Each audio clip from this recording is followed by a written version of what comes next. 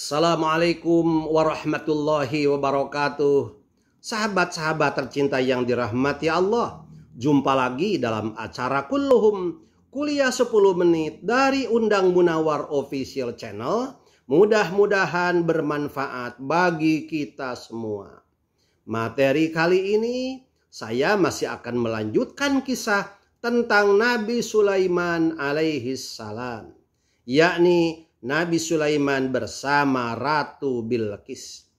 Pada episode yang lalu diceritakan bahwa Ratu Bilqis mengirim utusannya kepada Nabi Sulaiman dengan membawa hadiah yang tidak ternilai harganya, untuk melihat bagaimana reaksi Nabi Sulaiman ketika ia diberi hadiah dengan harta kekayaan yang tidak ternilai harganya. Berangkatlah para utusan itu kepada Nabi Sulaiman, dan kemudian mereka menyerahkan hadiah itu kepada Nabi Sulaiman. Bagaimana reaksi Nabi Sulaiman ketika diberi hadiah sebagai titipan dari Ratu Bilqis? Mari kita lihat dalam Al-Quran surat An-Naml ayat 36 dan 37. A'udzubillahi minasyaitonirrajim. Falamma jaa Sulaiman qala atumiddunani bimalin fama ataniyallahu khairum mimma atakum bal antum bihadiyatikum tafrahun. Irji' ilaihim falana'tiyannahum bijunudil la qibala lahum biha walanukhrijannahum minha adillatan wa hum shaghirun. Yang artinya, tatkala utusan itu sampai kepada Sulaiman, Sulaiman berkata, "Apakah patut kamu hadiahkan harta kepadaku? Sesungguhnya apa yang diberikan Allah kepadaku lebih baik daripada apa yang diberikan Allah kepadamu. Tetapi kamu merasa bangga dengan hadiahmu." Ayat ke-37, "Kembalilah kepada mereka. Sungguh kami akan mendatangi mereka dengan bala tentara yang mereka tidak kuasa melawannya. Dan pasti kami akan mengusir mereka dari negeri Saba dengan terhina. Dan mereka menjadi tawanan-tawanan yang hina dina." Ayat ke-36 dan 37. Maka berangkatlah suatu rombongan utusan Ratu Bilqis menghadap Sulaiman dengan membawa hadiah-hadiah yang tidak ternilai harganya. Setelah para utusan itu menghadap Sulaiman dan memberikan hadiah itu kepada Nabi Sulaiman, ternyata Nabi Sulaiman menolaknya. Nabi Sulaiman berkata kepada mereka, "Hei para utusan Ratu Bilqis, apakah kamu bermaksud memberikan harta-hartamu kepadaku? Aku tidak akan mencari dan meminta kesenangan dan kekayaan duniawi. Yang aku inginkan ialah kamu semua beserta rakyatmu mengikuti agamaku yang menyembah Allah semata, yang tidak menyembah matahari, Allah yang Maha Esa, sebagaimana yang biasa kamu lakukan. Menyembah matahari itu adalah suatu kesalahan. Maka kamu harus menyembah Allah Subhanahu wa Ta'ala. Allah Subhanahu wa Ta'ala menganugerahkan kepadaku nikmat-nikmat yang tidak terhingga banyaknya, seperti nikmat kenabian, kerasulan, ilmu pengetahuan, dan kerajaan yang besar. Karena nikmat itu, kata Nabi Sulaiman, aku dapat menguasai jin, berbicara dengan binatang-binatang, menguasai angin, dan banyak lagi pengetahuan yang telah dianugerahkan Allah Subhanahu wa Ta'ala kepadaku. Jika aku bandingkan nikmat yang Allah berikan kepadaku dengan nikmat yang kamu peroleh, maka nikmat yang kamu peroleh itu tidak ada arti apa-apa. Sedikit sekali. Karena kamu tidak mengetahui agama Allah. Maka kamu anggap bahwa harta yang banyak dan kesenangan duniawi itu dapat memuaskan hatimu. Tidak. Bagiku harta itu tidak ada artinya dan tidak akan dapat memuaskan hatiku. Kesenangan dan kebahagiaan yang aku cari ialah kesenangan dan kebahagiaan yang abadi. Sesuai dengan apa yang dijanjikan Allah kepada hamba-hambanya yang soleh. Yakni kebahagiaan yang abadi di akhirat kelak.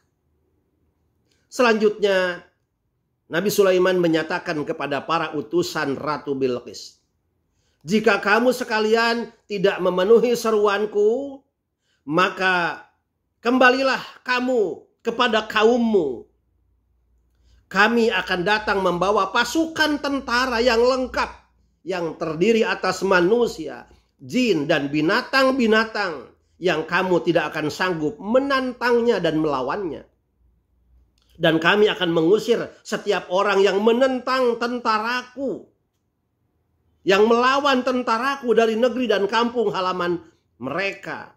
Dan mereka akan dijadikan orang-orang yang hina dan selebihnya akan menjadi tawanan dan akan dijadikan budak. Masya Allah, demikian tegas jawaban Nabi Sulaiman. Mungkin Ratu Bilqis mengira bahwa ketika Nabi Sulaiman diberi harta, diberi hadiah yang tiada ternilai harganya, Nabi Sulaiman akan tergiur. Tetapi kenyataannya tidak. Karena apa? Karena secara realita harta Nabi Sulaiman jauh lebih banyak, lebih besar dibanding dengan apa yang diberikan oleh Ratu Bilqis melalui utusannya itu. Nabi Sulaiman memiliki kenabian, kerasulan, ilmu pengetahuan, menguasai hewan, binatang, menguasai bala tentara apapun. Memiliki ilmu pengetahuan yang luas. Dan bersamaan dengan itu, Nabi Sulaiman menjadi orang yang beriman kepada Allah Subhanahu wa taala. Bagi Sulaiman, sebesar apapun harta yang dimiliki oleh seseorang, seperti yang dimiliki oleh Ratu Bilqis, itu tidak ada harga apa-apa, tidak akan berarti apa-apa ketika yang bersangkutan tidak menyembah Allah Subhanahu wa taala. Maka dengan tegas Nabi Sulaiman menolak hadiah itu dan bahkan Nabi Sulaiman mengusir utusannya. Kembali kepada rajamu, kepada Ratu Bilqis. Kami akan mengirim tentara untuk memerangi mereka apabila mereka tidak memenuhi seruanku. Dan akan kami jadikan kamu orang-orang yang kalah, orang-orang yang hina. Begitu tegas Nabi Sulaiman memberi ancaman melalui utusannya. Kemudian para utusan Ratu Bilqis itu kembali pulang menghadap Ratu Bilqis. Disampaikannya kepada Ratu Bilqis bahwa ternyata Nabi Sulaiman menolak mentah-mentah hadiah yang diberikan dari Ratu Bilqis itu. Dan bahkan diceritakan kepada Ratu Bilqis, Nabi Sulaiman akan memerangi kita kalau kita tidak memenuhi seruannya untuk menyembah Allah Subhanahu wa taala. Akhirnya setelah mendengar bahwa sikap Nabi Sulaiman demikian tegas, Ratu Bilqis berusaha untuk datang secara pribadi. Demikian hebatnya Ratu Bilqis. Ketika para utusannya tidak berhasil melakukan diplomasi, akhirnya Ratu Bilqis turun tangan sendiri. Kalau demikian, kepada mereka dikatakan, kepada para utusannya itu, kepada para pembesarnya, kalau demikian saya sendiri yang akan langsung menghadap kepada Nabi Sulaiman. Bagaimana kisah selanjutnya? Sangat seru. Hubungan dua buah negara yang berbeda akidah, tetapi sama-sama memiliki kekuatan secara fisik duniawi. Tapi yang satu beriman kepada Allah, yang satu tidak beriman kepada Allah, tapi malah menyembah matahari. Dan bagaimana kedua negara, kedua pemimpin besar itu dipersatukan oleh Allah Subhanahu wa taala. Mari kita ikuti kisah selanjutnya dalam episode Kulluhum selanjutnya. Mudah-mudahan bermanfaat dan kita bisa mengambil iktibar dari semua sejarah masa lalu yang dilalui oleh para nabi, para rasul, dan utusan-utusan Allah yang mulia, yang semua ceritanya harus menjadi iktibar dan hikmah bagi kita. Terima kasih. Wallahul muwaffiq ila aqwamit thoriq. Wassalamualaikum warahmatullahi wabarakatuh.